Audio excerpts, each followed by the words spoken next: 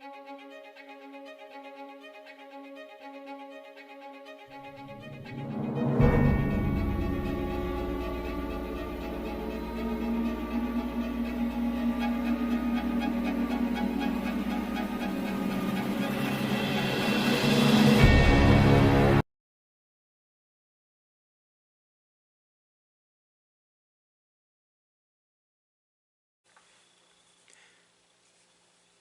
everybody and welcome to Books of Blood. My name is John.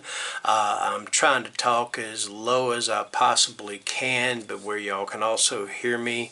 I just got home from work. I've got a couple of people that are still sleeping right now. It's 7 o'clock in the morning.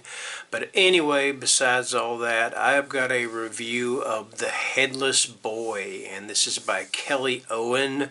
So this is one of those, I don't want to read the synopsis to you. I want to tell you what the book is about myself and then get into my feelings on this particular book. Alright, so it is about this couple, Jake and Maggie, and they are expecting a child. And then tragedy happens and they lose this child before it is even born. Alright, so you have that right there. Now Jake and Maggie, they move into this new house. Maggie is going through depression. Jake is doing everything he can to, to be there for her, to support her in her time of, just this terrible time that she is going through. Alright, so all that is going on, and then all of a sudden these weird little things start happening around the house. Light bulbs kind of flickering and stuff like that, and then Maggie sees this little boy. Alright, so the thing about it is though, is Jake can't see this little boy. And she has taken to calling this little boy Bobby, and that's the name they were going to name their child if the child had lived, would be either Bobby or Robert. Alright, so now Jake's got to worry about his wife's sanity and what's going on with her depression after losing a child, and this would have been their first child. Alright, and he's also got to worry about, is this thing or this ghost or whatever that she's seeing, is it for real, or is it a part of her mental state or the mental breakdown that she seems to be having? All right, I don't want to go too much more into detail about what the book is about. I will say this much: it is a ghost story. That is exactly what it turns out to be, is a ghost story. All right. Now, that being said, I want to say that this is one of the, this is not hype. All right. This is not hyperbole or anything. This is just straight, honest to God fact. The Headless Boy is one of the absolute best ghost stories I have ever read in my life, bar none. All right. I mean, I've read some great ones. James Herbert's The Ghost of Sleeth, Bernard Taylor, his ghost stories. Just so many, but this one is right up there with every single one of them. All right.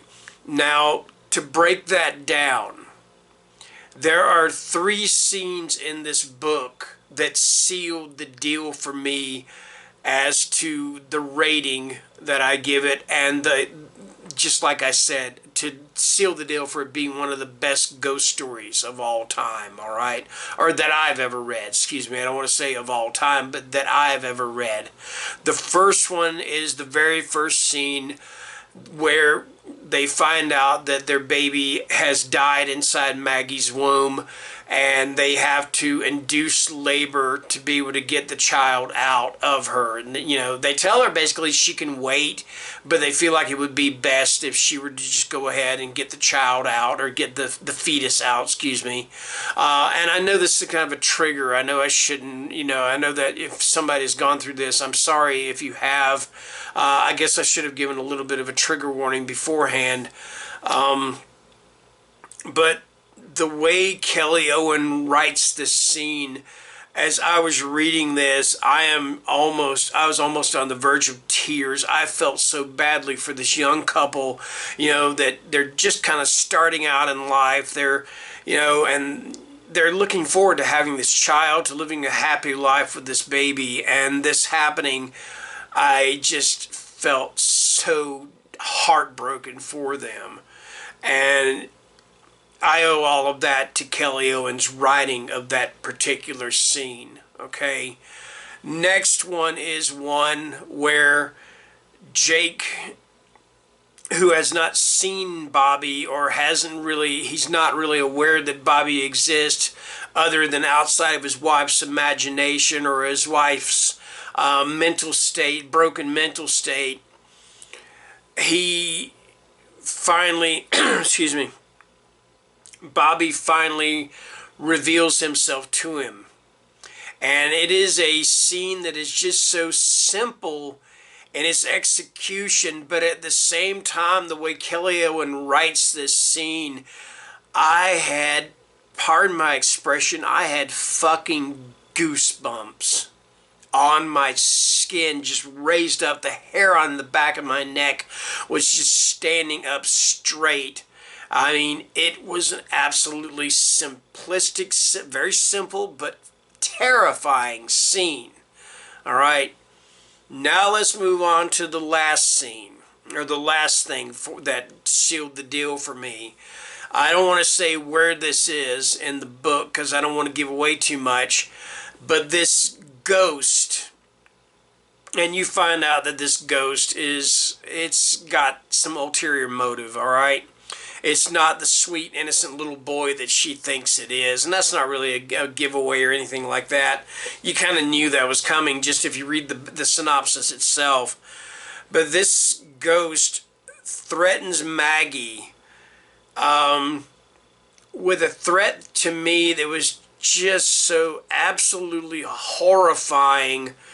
I was just sitting there trying to wrap my brain around it. And I can't really say what the threat is, but just once you read it, you will just know that it's just, to me, it's like, how do you deal with something like this? I mean, how do you, yeah, there's just no way to deal with this kind of a threat. And like I said, it is just one of the most horrifying threats I have ever read in any book in my life. I mean, it's not one of those where somebody says, well, if you don't do this or do that, I'm going to kill your child, your family. It's 10 times worse than that. All right. So those are the things that sealed the deal for me, the scenes that sealed the deal for me with this book, all right? And with it being, like I said, one of the best, absolute best ghost stories I have ever read, okay? So you can pretty well guess that my rating is going to be a 5-star rating, and I am proud to give it that rating. I have no problem giving this book that rating, all right? So that's it. That is my review for The Headless Boy. I'm going to post this later on this afternoon, and I appreciate you guys watching, and have a great day. Bye-bye.